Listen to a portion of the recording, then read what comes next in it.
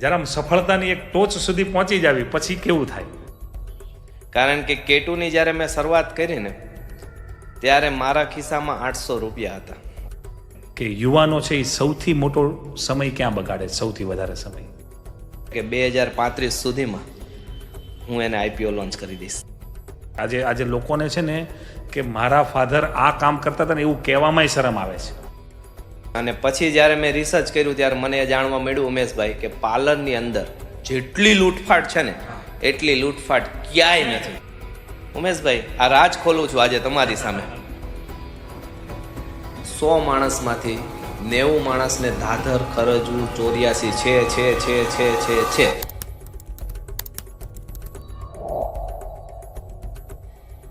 એક કંપની માર્કેટમાં ચાલે એટલે એ જ કંપનીના તમે ઢગલા બંધ કોપીઓ જોવા મળશે. એક સારો નોકર જ સારો બોસ બની શકે. મારે એમેઝોનને કમાવા માટે 5 લાખનું રિસ્ક લેવું એની કરતાં હું 2 લાખ જ કમાવું પણ મારા પોતા માટે કમાવું. લાઈકો, ફોલો, ખોટી કોમેન્ટો એમાં ટાઈમ પાસ આપશે પણ એના બિઝનેસ માટે કે એની સફળતા માટે એને શું કરવું જોઈએ?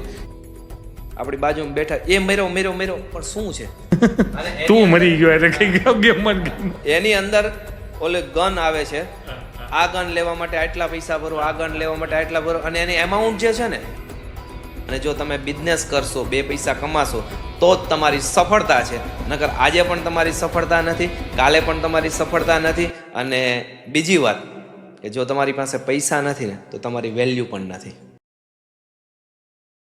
આજે આપણા સ્ટુડિયોની અંદર આપણા પોડકાસ્ટમાં ડૉક્ટર કેતનભાઈ હિરપરા નાડીવેદ, જે K2 નામથી ઓળખાય છે, અને લગભગ મહિલાઓના ઇન્સ્ટાગ્રામની અંદર એ આવી જ ગયા હશે, કારણ કે એમનો બહુ જ મોટો બિઝનેસ છે. માર્કેટિંગ ફિલ્ડની અંદર એમનું પોતાનું બહુ સારું એવું પકડ છે.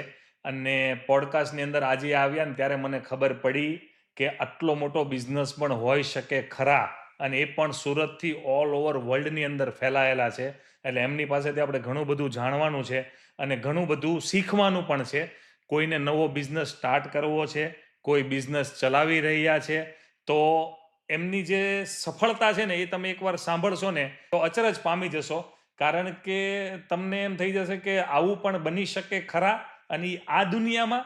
એટલે કેમ છો કેતનભાઈ? નમસ્કાર. કેવું લાગે છે? બસ આઈ એમ વેલ. યસ. જ્યારે આમ સફળતાની એક ટોચ સુધી પહોંચી જાવી પછી કેવું થાય?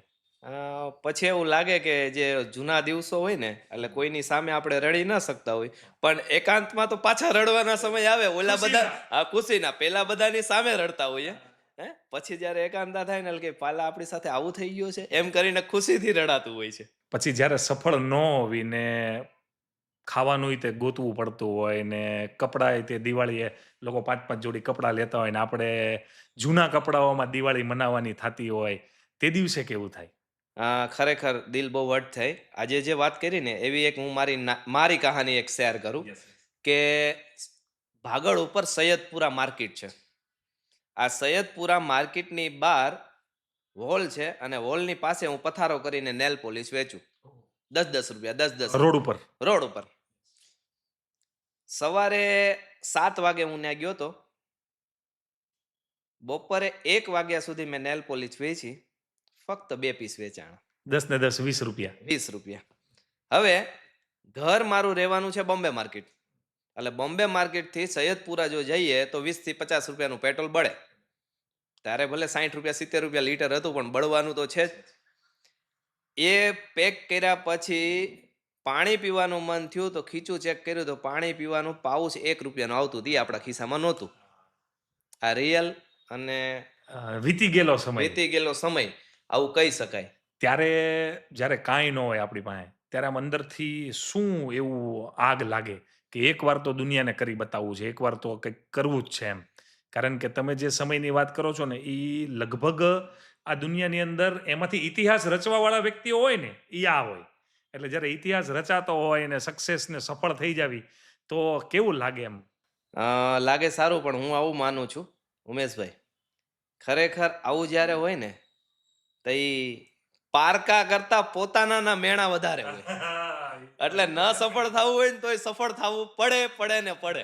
ડેફિનેટલી. આજે K2 નામ તમે રાખ્યું છે, એની પાછળની શું સફળતા છે? K2 છે એ ધીસ ઇઝ, આજે હું એવું કહું છું કે બ્રાન્ડ નથી, એક ગ્લોબલ બ્રાન્ડ છે. કારણ કે K2 ની જ્યારે મેં શરૂઆત કરી ને ત્યારે મારા ખિસ્સામાં 800 રૂપિયા હતા. આજે જે K2 ની કંપની છે ને એ 500 કરોડે પહોંચાડી છે. અને લગભગ મારું ગોલ છે કે 2035 સુધીમાં હું એને IPO લોન્ચ કરી દઈશ. અરે વાહ, ગ્રેટ ગ્રેટ. અને ભગવાન, જે મહેનત બહુ નીતિને પ્રામાણિકતાથી કરતા હોય ને એની સાથે ભગવાનનો આશીર્વાદ હોય. તમે વિચાર કરો કે રોડ ઉપર નેલ પોલિશ વેચવાથી લઈને 500 કરોડના બિઝનેસ સુધી પહોંચવું, એટલે એમાં પેશન ને ધીરજ પણ જોઈએ. હા, અને આ તો મારી વાત છે. મારા ફાધરે જે અમે સાબુનું વર્ક કરતા હતા ને સાબુની લારી હકાવતા હતા, મારા ફાધરે રોડ ઉપર 50 પૈસામાં સાબુ વેચેલા છે. અને આ બિઝનેસ ત્યારથી ચાલ્યો આવે છે. ત્યારથી શરૂ છે ને આજ સુધી કન્ટિન્યુ છે. અને જે 50 પૈસામાં ગોટી વેચતા હતા ત્યારે તો આ બધી જે જગ્યાઓ છે ને એ ખુલ્લું હતું. અ, માતાવાડીમાં ઈશ્વર કૃપામાં લારી હકાવતા અને 50 પૈસાની ગોટી, 50 પૈસાની ગોટી. ત્યારનો તો શું છે કે રેન્ટે 30 રૂપિયા હતું. આ ફાધરની વાતો છે. પણ ત્યારનું મારા ફાધરને એક મેણું હતું. સમાજનું કે પોતાનાનું? નહીં, સમાજનું નહીં, પણ પોતાના પરિવારના લોકોનું. ઓહો. ત્યારે મહેમાન આવ્યા હતા એટલે લારીએ મળવા આવ્યા, એટલે ફાધરે એવું કીધું કે આજે જમીને જ જાજો. એટલે જે મહેમાન હતા ને એને ઉમેશભાઈ એવું કીધું, તમારી ઘરે શું અમે જમવા આવીએ, હાબુના ગઠોડા ખવડાવશો? ઓહો. આ મેણાને અત્યારે અમે ચોથી પેઢીએ હાચવું છે. અરે એટલે આ વાહ. સાબુ જે સક્સેસ કરવાનું રીઝન છે એ યાદ છે. કારણ કે એક જસ્બો આવી ગયો હોય ને, એક મગજની અંદર ઠાની લીધું હોય કે આ કરવાનું જ છે, અને બહુ મોટું મેણું કહેવાય. પણ આજની જનરેશનની અંદર લોકો એવા થઈ ગયા છે કે એ લોકોને બોલવા ચાલવામાં હા, કઈ ભાન yes, નથી. yes, yes. ઘણી અને વાર- તમે તો જે વાત કરો છો એ આગલી પેઢીની વાત કરો, ત્યારે પણ આવા લોકો હતા. હા, yes.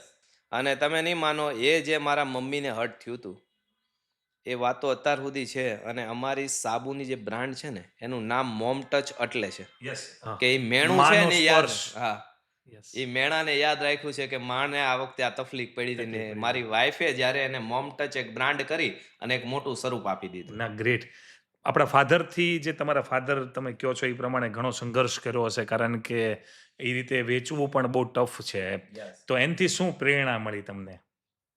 આવું કહી શકું કે એને જે લારી ચલાવી ને એ અમારા માટે આજે એવું ફળ છે ને કે અમે જ્યાં બેસીએ ને અને ધૂળના ઢગલાને જો પાટું મારીએ ને તોય સાલું સોનું ઉપજે છે. Yes yes, great great.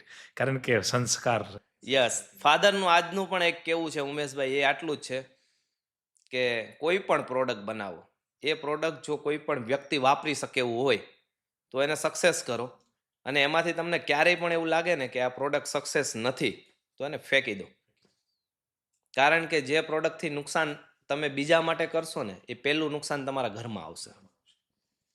અને મારું પણ માનવું છે, હું પણ મારી દીકરી, મારા જમાઈ, જે મારી ટીમ છે એને પણ એક જ વસ્તુ કહું કે આપણા કીધે કસ્ટમરને જો સારું દેવાય તો દેવાનું છે. પાછળથી નહીં, તમને આપી દીધા પછી ખબર પડે ને તો એવા ઘણી વખત દાખલા બને કે એ અમે પાછું મંગાવ્યું છે અને એને ફેંકી દીધું છે, નવું આપી દીધું છે. ઓકે. આ જ સાચો બિઝનેસ કહેવાય ને. હા, ખાલી yes, પૈસા yes. કમાવવા જરૂરી નથી.